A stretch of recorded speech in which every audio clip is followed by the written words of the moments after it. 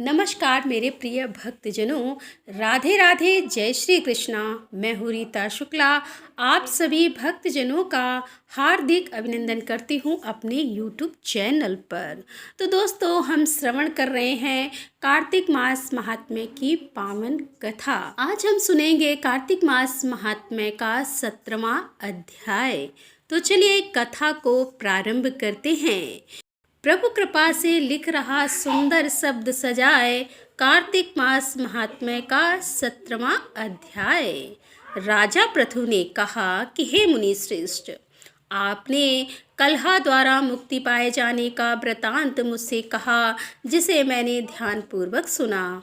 हे नारद जी, यह काम उन 2 नदियों के प्रभाव से हुआ था। कृपया यह मुझे बताने की कृपा कीजिए। तब नारद जी बोले कि हे राजन, कृष्णा नदी साक्षात भगवान श्री कृष्ण महाराज का शरीर और वेणी नामक नदी भगवान शंकर का शरीर है। इन दोनों नदियों के संगम का महात्म्य श्री ब्रह्मा जी भी वर्णन करने में समर्थ नहीं हैं। फिर भी चूंकि आपने पूछा है, इसीलिए आपको इनकी उत्पत्ति का वृतांत सुनाता हूँ। इसे ध्यानपूर्वक होकर सुनो। मनवंतर के आरंभ में ब्रह्मा जी ने सहा पर्वत के शिखर पर यज्ञ करने का निश्चय किया। वे भगवान विष्णु, भगवान शंकर तथा समस्त देवताओं सहित यज्ञ की सामग्री लेकर उस पर्वत के शिखर पर गए। महर्षि भृगु आदि ऋषियों ने ब्रह्म मुहूर्त में उन्हें दीक्षा देने का विचार किया। तत्पश्चात भगवान विष्णु ने ब्रह्मा जी की भार्या त्वरा को बुलवाया और वह बड़ी धीमी गति से आ रही थी। इसी बीच में भृगु जी ने भगवान विष्णु से पूछा कि हे प्रभु, आपने त्वरा को शीघ्रता से बुलाया था, वह क्यों नहीं आई? ब्रह्म मुहूर्त निकल जाएगा।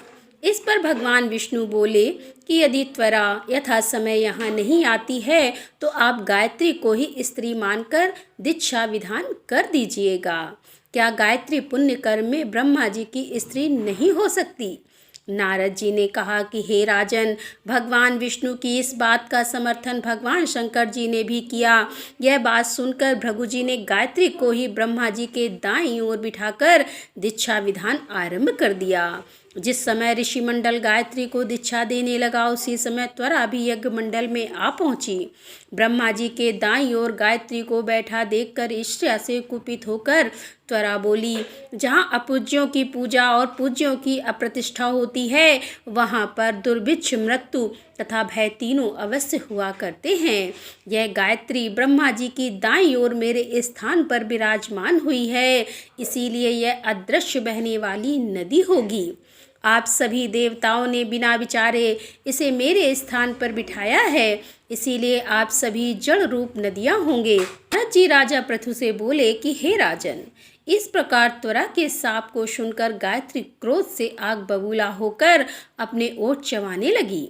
देवताओं के मना करने पर भी उसने उठकर त्वरा को श्राप दे दिया। गायत्री बोली कि हे त्वरा, जिस प्रकार ब्रह्मा जी तुम्हारे पति हैं, उसी प्रकार मेरे भी पति हैं। तुमने व्यर्थ ही श्राप दे दिया है, इसीलिए तुम भी नदी हो जाओ। जब देवताओं में खलबली मच गई, सभी देवता त्वरा को साष्टांग प्रणाम करके बोले कि हे देवी, तुमने ब्रह्मा आदि समस्त देवताओं को जो श्राप दिया है वह उचित नहीं है, क्योंकि यदि हम सब जड़ रूप नदियां हो जाएंगे तो फिर निश्चय ये तीनों लोक नहीं बच पाएंगे। चूँकि यह श्राप तुमने बिना विचार किए दिए हैं, इसलिए श्राप तुम वापस ले लो। त्वरा बोली कि हे देवगण, आपके द्वारा यज्ञ के आरंभ में गणेश पूजन न किए जाने के कारण ही यह विघ्न उत्पन्न हुआ है।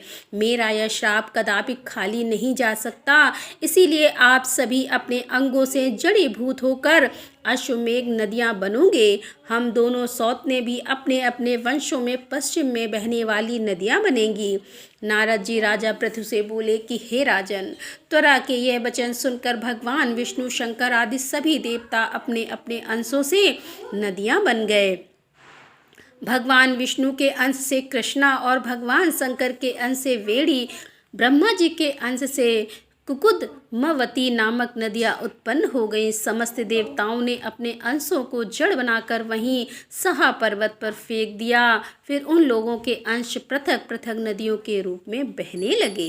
देवताओं के अंशों से सहस्त्रों की संख्या में पश्चिम की ओर बहने वाली नदियाँ उत्पन्न हो गई। गायत्री और त्वरा दोनों पश्चिम की ओर बहने वाली नदियाँ होकर एक साथ बहने लगीं। उन दोनों का नाम सावित्री पड़ा। ब्रह्मा जी ने यज्ञ स्थान पर भगवान विष्णु तथा भगवान शंकर की स्थापना की। दोनों देवता महाबल तथा अतिबल के नाम से प्रसिद्ध हुए। हे राजन, कृष्णा और वेणी नदी की उत्पत्ति का यह वर्णन जो भी मनुष्य सुनेगा या सुनाएगा, उसे नदियों के दर्शन और स्नान का फल प्राप्त होगा। तब भगवान श्री कृष्ण सत्यभामा से बोले कि हे प्रिय, नारद जी के यह वचन सुनकर महाराजा पृथु बहुत आश्चर्यचकित हुए। अंत में उन्होंने नारद जी का पूजन करके उनको विदा किया। इसीलिए माघ, कार्तिक और एकादशी ये 3 व्रत मुझे अत्यधिक प्रिय हैं। वनस्पतियों में तुलसी, महीनों में कार्तिक, तिथियों में एकादशी और क्षेत्रों में प्रयाग मुझे बहुत प्रिय है। जो मनुष्य इंद्रियों पर विजय प्राप्त कर इनका सेवन करता है, वह मुझे यज्ञ करने वाले मनुष्य से भी अधिक प्रिय है। जो मनुष्य विधि पूर्वक इनकी सेवा करते हैं, मेरी कृपा से उन्हें समस्त पापों से छुटकारा मिल जाता है। भगवान श्री कृष्ण के वचन सुनकर सत्यभामा ने कहा कि हे प्रभु, आपने बहुत ही अद्भुत बात कही है कि दूसरे के लिए पुण्य के फल से कलह की मुक्ति हो गई। यह प्रभावशाली कार्तिक मास आपको अधिक प्रिय है, जिससे पतिद्रोह का पाप केवल स्नान के पुण्य से ही नष्ट हो गया। दूसरे मनुष्य द्वारा किया हुआ पुण्य उसके देने से किस प्रकार मिल जाता है, यह आप मुझे बताने की कृपा करें। तब श्री कृष्ण भगवान बोले कि हे प्रिय, जिस कर्म द्वारा बिना दिया हुआ पुण्य और पाप मिलता है, उसे ध्यान पूर्वक से सुनो। सतयुग देश में ग्राम तथा कुलों का दिया हुआ पुण्य या पाप मिलता था, किंतु कलयुग में केवल कर्ता को ही पाप तथा पुण्य का फल भोगना पड़ता है। सजर्ग न करने पर भी व्यवस्था की गई है और ससर्ग से पाप व पुण्य दूसरे को मिलते हैं, उसकी व्यवस्था भी सुनो। पढ़ाना, यज्ञ कराना और एक साथ भोजन करने से पाप पुण्य का आधा फल मिलता है। एक आसन पर बैठने तथा सवारी पर चढ़ने से, श्वास के आने जाने से पुण्य व पाप का चौथा भाग जीव मात्र को मिलता है। छूने से, भोजन करने से और दूसरे की स्तुति करने से पुण्य और पाप का 6वां भाग मिलता है। दूसरे की निंदा, चुगली और धिक्कार करने से उसका 7वां भाग मिलता है। और पुण्य करने वाले मनुष्यों की जो कोई सेवा करता है, वह सेवा का भाग लेता है और अपना पुण्य उसे देता है। नौकर और शिष्य के अतिरिक्त जो मनुष्य दूसरों से सेवा करवाकर उसे पैसे नहीं देता, वह सेवक उसके पुण्य का भागी होता है। जो व्यक्ति पंक्ति में बैठे हुए भोजन करने वाले की पत्तल लांघता है, अपने पुण्य का 6वां भाग देता है। स्नान तथा ध्यान आदि करते हुए मनुष्य से जो व्यक्ति बातचीत करता है या उसे छूता है, वह अपने पुण्य का 6वां भाग दे डालता है। जो मनुष्य धर्म के कार्य के लिए दूसरों से धन मांगता है, वह पुण्य का भागी होता है। ठीक उसी प्रकार जिस प्रकार की दान करने वाला पुण्य का भागी होता है। जो मनुष्य धर्म का उपदेश करता है और उसके बाद सुनने वाले से याचना करता है, वह अपने पुण्य का 6वां भाग उसे दे देता है। जो मनुष्य दूसरों का धन चुराकर उसके धर्म करता है, वह चोरी का फल भोगता है और शीघ्र ही निर्धन हो जाता है। और जिसका धन चुराता है, वह पुण्य का भागी हो जाता है। बिना ऋण उतारे जो मनुष्य मृत्यु को प्राप्त होता है, उनको ऋण देने वाले सज्जन पुरुष पुण्य के भागी होते हैं।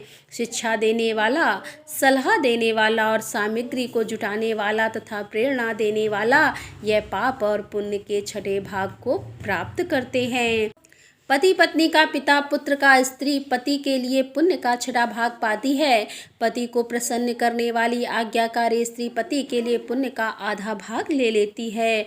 जो पुण्य आत्मा पराये लोगों को दान करते हैं, वह उनके पुण्य का 6ठा भाग प्राप्त करते हैं। जीविका देने वाला मनुष्य जीविका ग्रहण करने वाले मनुष्य के पुण्य के छठे भाग को प्राप्त करता है। इस प्रकार दूसरों के लिए पुण्य अथवा पाप बिना दिए भी दूसरों को मिल सकते हैं, किंतु यह नियम जो कि मैंने बतलाए हैं ये कलयुग में लागू नहीं होते। कलयुग में तो एकमात्र कर्ता को ही अपने पाप व पुण्य भोगने पड़ते हैं। इस संबंध में एक बड़ा पुराना इतिहास है जो कि पवित्र भी है और बुद्धि प्रदान करने वाला कहा जाता है। उसे तुम ध्यान पूर्वक से सुनो। तो दोस्तों, यहाँ पर कार्तिक मास महात्म्य का यहाँ पर अध्याय का समापन करते हुए इसके आगे की कथा हम लेकर आपके सामने फिर उपस्थित होंगे। तब तक के लिए राधे राधे, जय श्री कृष्णा, हर हर महादेव, जय भोलेनाथ की।